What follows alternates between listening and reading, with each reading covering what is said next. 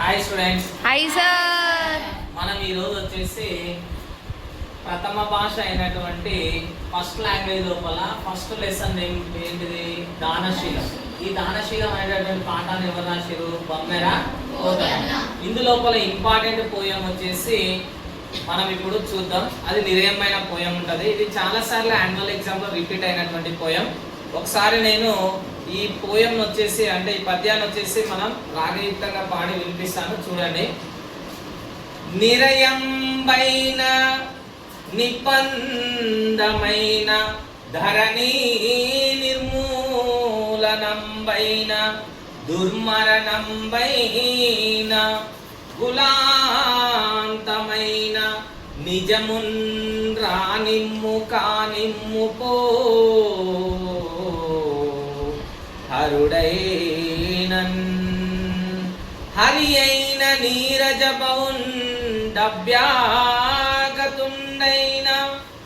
Now తిరుగన్ నీరదు నాదు జివ్వా వినుమాదివర్య వెయ్యేటికిన్. Students, ఇప్పుడు మనము నిరేయమైన పద్యాన్ని వివరణ చూద్దాం. చూడండి, దివర్య. ఇక్కడ చూడండి, బలిచక్రవర్తి అనేటటువంటి ఒక రాక్షసుడైనటువంటి రాజు, అసుర చక్రవర్తి అయినటువంటి రాజు ఈయన తన గురువు అయినటువంటి శుక్రాచార్యుని తోటి ఈ విధంగా చెప్పడం అనేది జరుగుతుంది. ఎందుకంటే తన గురువు నువ్వు దానం చేయొద్దు, ఏం చేయొద్దు అంటాడు. కాబట్టి ఈయన ఎలాగైనా సరే నా మాటను నిలబెట్టుకోవాలనే ఉద్దేశంతో ఏ విధమైనటువంటి విధానంతో మాట్లాడటం చూద్దాం.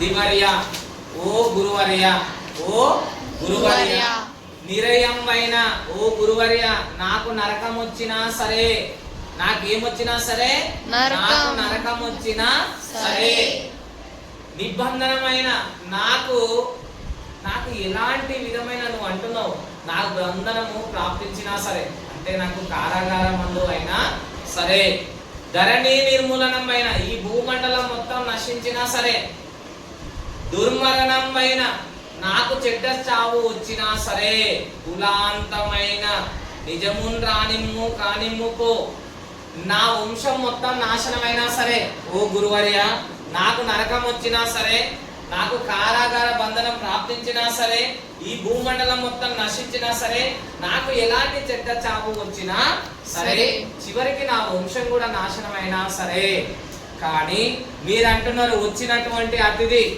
డభ్యాగతుడు అంటే వచ్చినటువంటి అతిథి ఆయన మామూలు వ్యక్తి కాదంటున్నారు. మీరు అన్న ప్రకారంగానే వచ్చినటువంటి వ్యక్తి హరుడైన అంటే ఈశ్వరుడైనా సరే, హరి అయినా విష్ణువైనా సరే, నీరజభవుడు అంటే బ్రహ్మ అయినా సరే, ఎవరన్నా కానీ నేను నా నాలుకతోటి మాట ఇచ్చిన ఇంకా 1000 మాటలు ఎందుకు గురువర్య, నేను ఆడిన మాటను తప్పలేను గురువర్య అని శుక్రాచార్యుని తోటి బలిచక్రవర్తి ఈ విధంగా నిరేయమైనటువంటి పోయంలో పలకడం జరిగింది. కాబట్టి ఈ పద్యాన్ని ప్రతి ఒక్క విద్యార్థి తప్పనిసరిగా కంఠస్థం చేయాలి. అదే విధంగా ప్రతి పదార్థం కూడా నేర్చుకోవాలి స్టూడెంట్స్.